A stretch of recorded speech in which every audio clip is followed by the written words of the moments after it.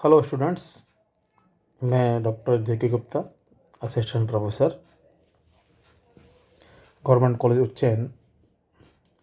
हम आज BA part second में जो भूगोल के विद्यार्थी हैं उनसे बात करेंगे। भूगोल में मानव भूगोल जो आपका पेपर है, फर्स्ट पेपर है, उसके बारे में बात करेंगे हम। तो मानव भूगोल में सबसे पहले अपन जो बात करना चाह रहे हैं वो है भूगोल है क्या, क्या भूगोल किसे कहते हैं, किस प्रकार मानव भूगोल और जो अन्य शाखा हैं भूगोल की, भौतिक भूगोल है, प्रादेशिक भूगोल है, क्षेत्रीय भूगोल है और अन्य शाखा हैं, उनसे किस प्रकार भिन्न है और क्यों मानव भूगोल, कब कैसे इसका विकास हुआ, क्या क्या इसके विषय वस्तु में अंतर्गत आते हैं, कौन कौन से विषय इसका पढ़ते हैं, किन किन बातों का इसमें अध्ययन करते हैं, इन सब के बारे में इसमें हम विस्तार से चर्चा करेंगे। आज मेरा ये प्रथम वीडियो लेक्चर है। आज हम शुरुआत करेंगे, केवल एक भूगोल की स्टार्ट करेंगे।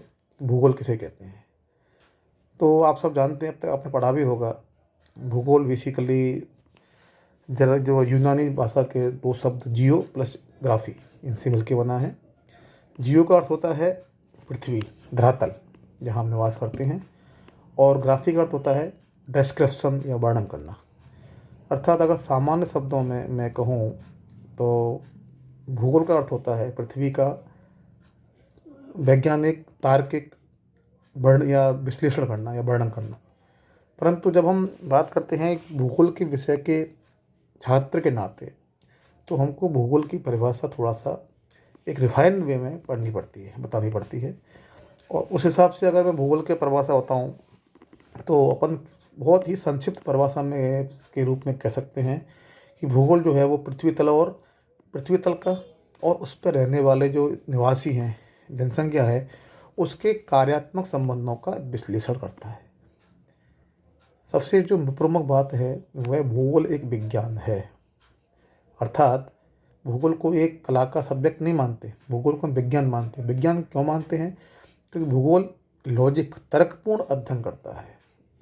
किसी ने कह दिया कि वहाँ में अकबर ने ये किया था, जैसे इतिहास में पढ़ते हैं, अकबर ने ये किया था, ऐसे किया था, ये विजय प्राप्त की थी, यहाँ किया था, मान लेते हैं किया होगा।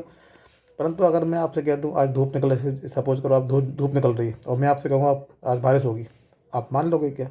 नहीं मानोगे, क्योंकि जो आपके मानसिक जो मेंटल मैप है उसमें आपको लॉजिक लगाया कि अब बारिश कब होती है, उसके लिए कौन सी परिस्थितियाँ होती हैं, किन किन परिस्थितियों में बारिश हो सकती है, और आपने उन लॉजिक को, मैं जो कह रहा हूँ उस कथन से आपने उनको मिलाया और तब आपने निष्कर्ष निकाला नहीं सर आप गलत कह रहे हो, आज बारिश नहीं होगी। तो मतलब क्या होगा कि भूगोल जो है वो एक विज्ञान है, ना कि एक सामान्य वर्णन नहीं है। भूगोल एक विज्ञान है और विज्ञान होने के नाते भूगोल में एक सबसे जो खूबसूरती वाली बात है वो है निरंतर परिवर्तनशील है। और यही इसके अध्ययन का प्रमुख एक तत्व है कि जो वो भूगोल है उस पर हम मानव और प्रकृति, इनके जो परिवर्तनशील संबंध हैं, जो डे बाय डे चेंजिंग जो रिलेशनशिप हैं, उनका अध्ययन करते हैं।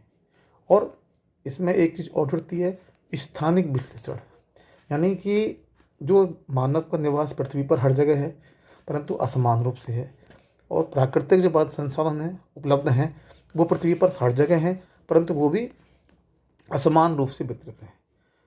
तो कहाँ पर मानव ने संसाधनों का किस प्रकार से उपयोग किया है, किस स्तर पर उनका उपयोग किया है, कितना उपयोग किया है, कहाँ मानव ने कम उपयोग किया है, कहाँ ज़्यादा किया, कहाँ विकास संसाधनों का विकास कम किया है, कहाँ संसाधनों का विकास ज़्यादा किया है, इन सब का अध्ययन हम इस मानव भूगोल में करते हैं।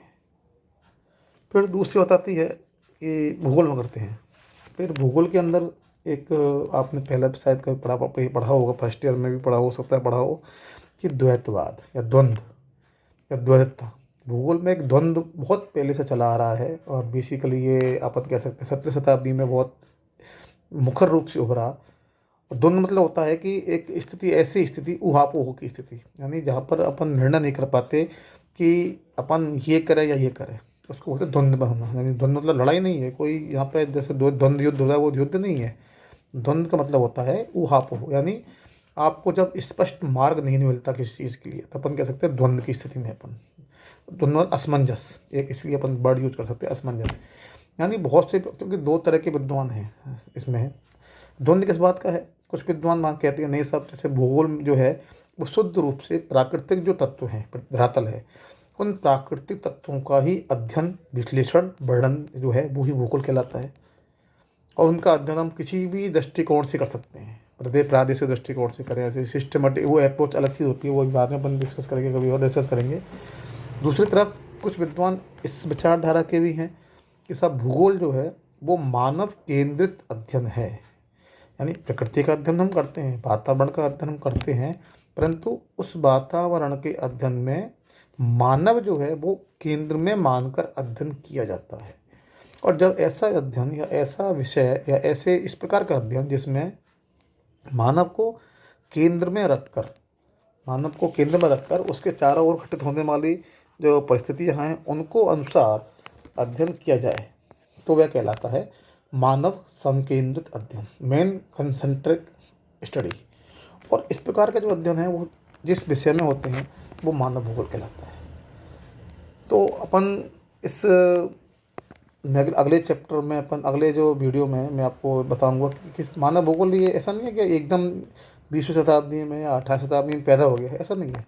इसका जो विकास हुआ बहुत प्राचीन काल से हो रहा है। ईसा पूर्व भी अध्ययनों, लोगों के अध्ययन में मानव भूगोल का विकास माना जाता है। यहाँ तक कि भारतीय सभ्यता है, जो सभ्यता संस्कृति है, वेद पुराण, इनमें भी मानव भूगोल के हमको विचारधारा मिलती है।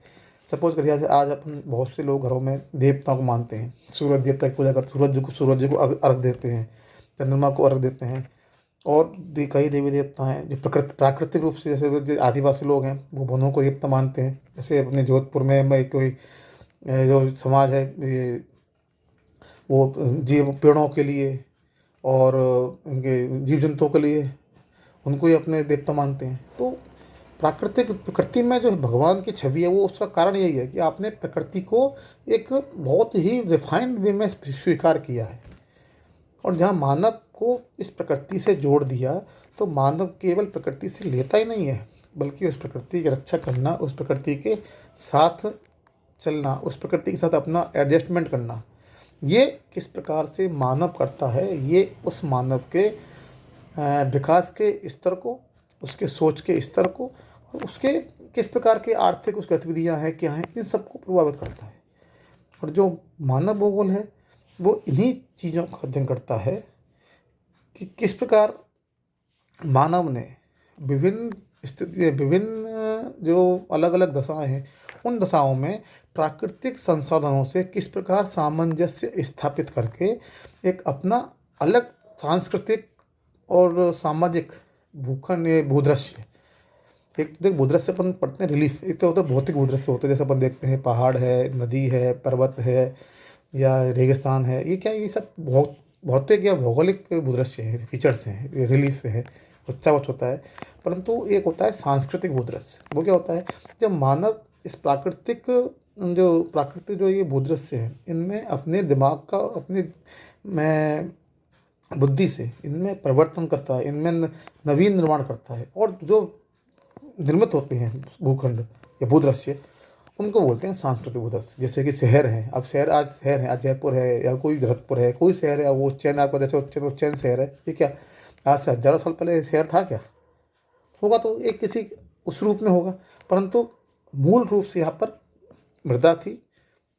जब लोगों ने देखा, आदि यहाँ से पूर्वज होंगे हमारे, बहुत आप लोगों बहुत ऐसे, बहुत कितनी पीढ़ी पहले उन्होंने देखा होगा भाई यहाँ मिट्टी उपजाऊ है, यहाँ धरातल में खेती लायक है, तो वहाँ बसावट, मानव बस्ती, अधिवास शुरू हुए। तो ये क्या था, ये धीरे धीरे उस प्राकृतिक जो पर्यावरण था, प्राकृतिक जो वातावरण था, उसमें इम्प्रूवमेंट करके, उसमें मानवीय निर्माण करके, और उस भूदृश्य को सांस्कृतिक भूदृश्य के रूप में परिवर्तित होने लगे। और आज जो उज्जैन जैसे कस्बा है, भर कोई भी कस्बा देख लीजिए, अधिवास देख लीजिए, वो हमको कहलाएगा सांस्कृतिक भूदृश्य, कल्चरल लैंडस्केप। ठीक है। तो इस प्रकार ये जो मानव भूगोल में हम इस बात का भी अध्ययन ध्यान रखते हैं कि भाई किस प्रकार से मनुष्य ने इस सांस्कृतिक भूदृश्यों का निर्माण किया है। तो ये सब का अध्ययन हम मानव भूगोल में करते हैं। तो आज हम कुछ मेन जो चीज़ आपने बताई, आपको आज इस प्रारंभिक लेक्चर में, ये मानव भूगोल की वह शाखा है जिसमें मानव को केंद्र में मानते हुए उसका अध्ययन किया जाता है। और किस प्रकार से मानव ने अपने आप को परिस्थितियों को अनुकूलन किया है, या उसको उसमें सुधार किया है, या उसको अडेप्ट किया है। इन सब का अध्ययन स्थानिक विश्लेषणों को ध्यान में रखते हुए करते हैं। यही अपना मानव भूगोल के एक परिचयात्मक अध्ययन आप कह सकते हैं वो है। ठीक है, अगले वीडियो में मैं आपको किस प्रकार का मानव भूगोल का विकास हुआ, कौन कौन सी विकास में इसकी संकल्पना है, मानव इसकी संकल्पना कौन कौन सी है, किस किस चीज़ का अध्ययन हम करते हैं, किन किन बातों पे का मानव भूगोल पे असर पड़ता है, या इसके किन किन विज्ञानों से इसका संबंध है, इस इन सब चीज़ों का अध्ययन अपना करेंगे।